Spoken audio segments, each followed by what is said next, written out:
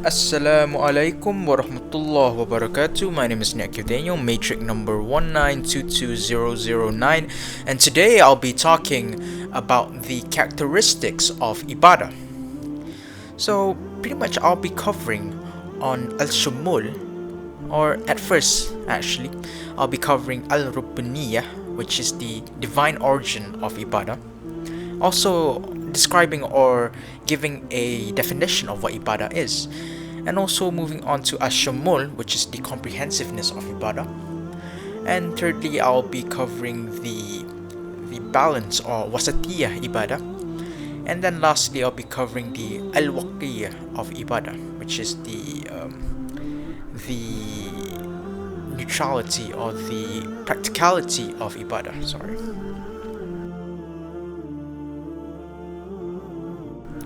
So first of all, we have to understand what is Ibadah.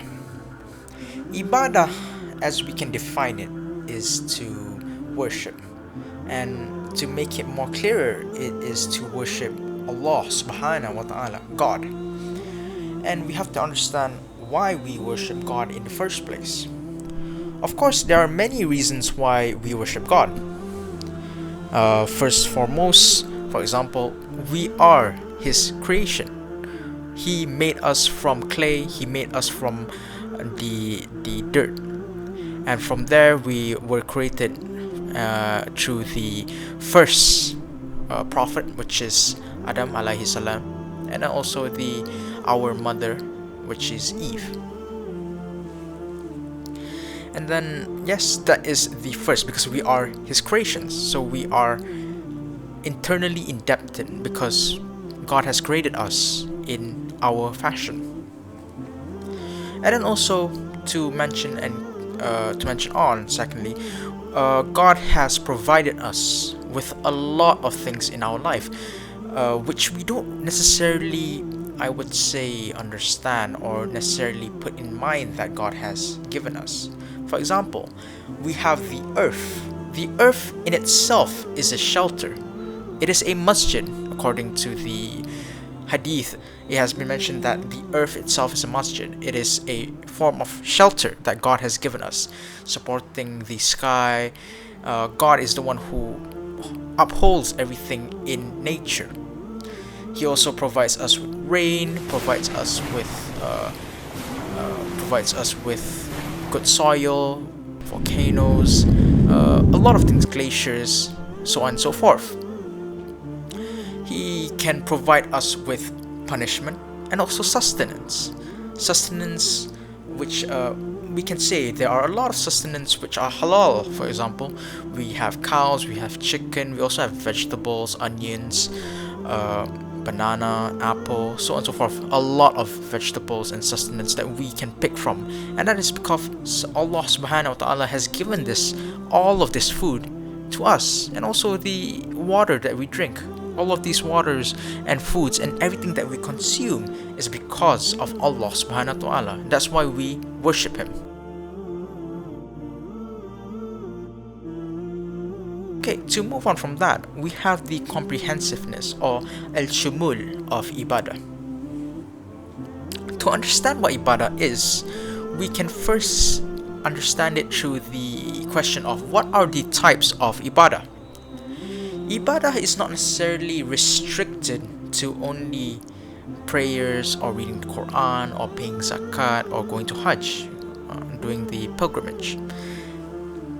The form of worship is actually very, very, very, very big. For example, everything in life, every aspect of life, we are able to perform a sort of worship. To give an example, our daily commitments, our duties as a husband, as a wife, as a father, as a mother, as a son, as a daughter, all of this gives us the opportunity to be a good person or to worship Allah subhanahu wa ta'ala. It's not restricted to just prayers or Quran, as many people might think it is. No. Islam covers the whole aspects of life. We can even consider the form of sending food to our neighbor as a form of worship with the intention to please Allah subhanahu wa ta'ala, it can be considered as worship. The tree which is on the road and we try to take it out from the road, our attempts and our success can be considered as a form of worship if we have intentions to please Allah subhanahu wa ta'ala, to help the other creatures of Allah subhanahu wa ta'ala. So in that way we can say that ibadah is limitless. We can find the opportunity for ibadah everywhere, and that is what we understand about ibadah. That is the comprehensiveness of ibadah.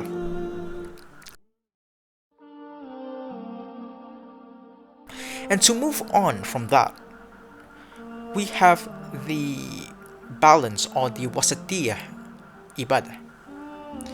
And from there, we can understand that ibadah can be balanced in a way, because God doesn't want us to stay inside our rooms, pray 24/7, read the Quran 24/7.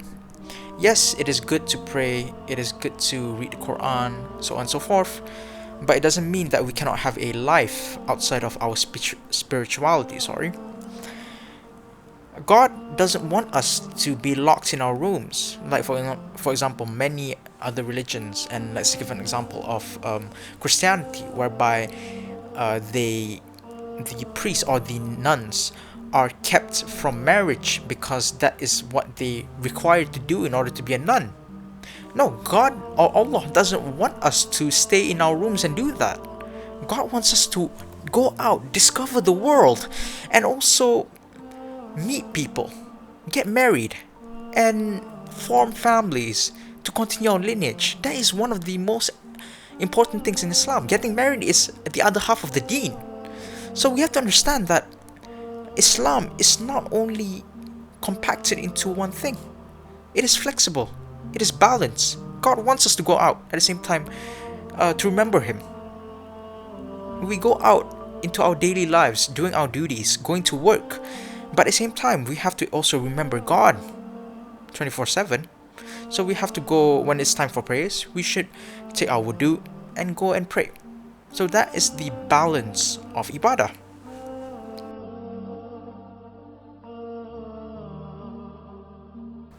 And to move on to the last subtopic, which is the flexibility.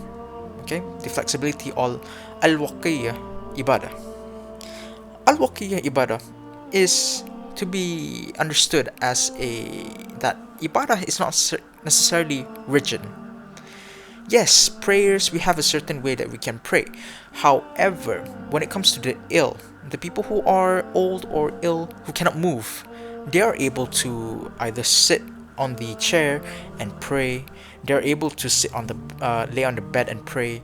And also, for example, if there is no water, Allah doesn't say, oh, you cannot pray if there's no water. No, we can go take the dust or the sand and we can rub it on our face, on our hands, on our legs, our arms, so on and so forth, and be considered as the wudu to be valid.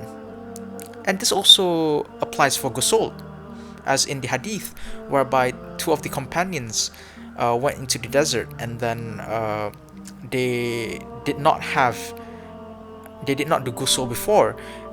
One decided to just rub it on the important parts, while the other would lay on the ground and get himself all dusty with the sand. And then the Prophet said that it is sufficient enough to rub it onto our hands and our face and our legs. So this shows that it is practical to do ibadah.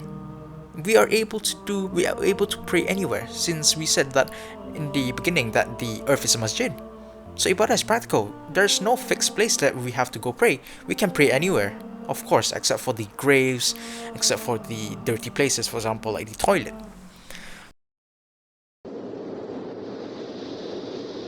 Alright, for the conclusion, I'm gonna do it outside here since it is not raining in Malaysia anymore. So, to conclude, we understand that Allah is our creator, that He's the sustainer. He provides us with punishment, but at the same time, He blesses us with a lot of things in our life, sustenance, so on and so forth.